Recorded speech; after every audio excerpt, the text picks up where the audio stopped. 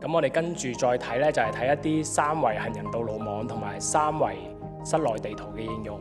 其實呢兩套數據呢，如果配合一啲導航工具，例如有聲嘅導航地圖，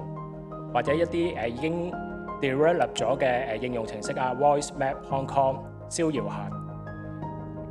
都係有助一啲視障人士啦，可以更加容易咁去揾到佢哋想要去嘅地方啦，更加準確。咁跟住落嚟呢，我都仲想再同大家分享兩個有應用到三維數碼地圖同埋其他空間數據而開發嘅一啲應用程式嘅。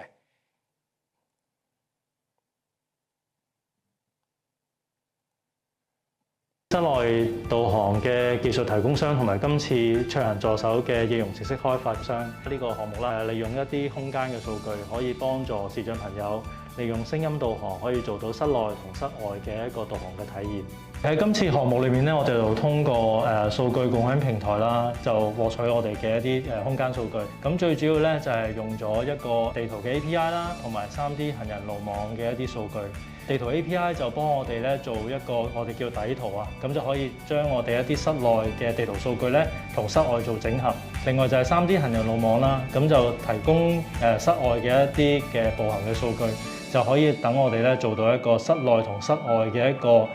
導航嘅體驗。咁都好方便，其實就係通過一啲搜尋就可以攞到我哋所需嘅數據啦。